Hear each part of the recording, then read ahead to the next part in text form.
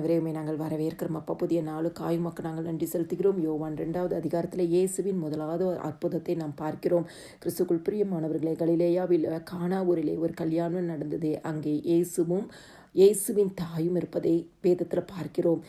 இந்த இடத்துல திராட்சை ரசம் குறைபடுகிற ஒரு சூழ்நிலை உண்டாகிறது. அப்பொழுது இயேசுவின் தாய் இயேசுவை நோக்கி திராட்சை ரசம் இல்லை என்கிற வார்த்தையை மாத்திரம்தான் சொல்கிறாங்க. அந்த இடத்துல குறைவுபட்டு போய்விட்டது, அற்புதம் செய் என்ற எந்த வார்த்தையுமே அந்த இடத்துல சொல்லலை.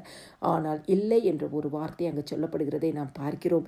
இயேசு கிறிஸ்து முதல்ல என் வேலை இன்னும் வரவில்லை என்ற வார்த்தை அவர் சொல்கிறார். ஆயினும் தன் தாயுடைய வார்த்தைக்கு அவர் செவி கொடுத்து பிதாவாகிய தேவனுடைய சித்தத்தை நிறைவேற்றும்படியாய் அந்த இடத்துல கர்த்தர் அற்புதங்களை செய்கிறார். அப்பொழுது இயேசு வேலைக்காரரை நோக்கி ஜாடிகளிலே தண்ணீரை நிரப்புங்கள் என்றார். அவர்கள் அவைகளை நிறைய நிரப்பினார்கள். ஆண்டவருடைய ஒரே ஒரு வார்த்தை, ஜாடிகளில் தண்ணீரை நிரப்புங்கனி. அந்த தண்ணீரை ஆண்டவராக இயேசு கிறிஸ்து ருசி உள்ள திராட்சை ரசமாக மாற்றினார். கிறிஸ்துக்குள் பிரியமானவர்களே, இந்த நாளிலும் உங்களுடைய வாழ்க்கையில் குறைவுகள் காணப்பட்டது என்று சொன்னால் அந்த குறைவுகளை ஆண்டவருடைய சமூகத்தில் போய் நீங்கள் சொல்லுங்கள்.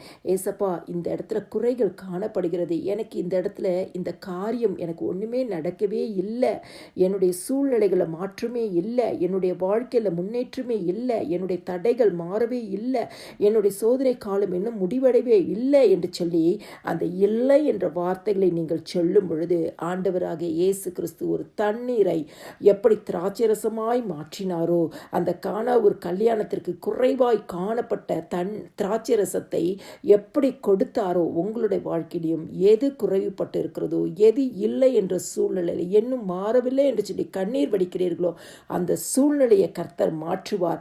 இல்லாதவைகளை இருக்கிறவர் போல அழைக்கிற தேவன் உங்களுடைய வாழ்க்கையில எது இல்லையோ அதை இந்த நாளிலே முதலாம் அற்புதத்தை செய்த இயேசு கிறிஸ்து உங்கள் வாழ்க்கையிலும் இன்னைக்கு செய்வார்.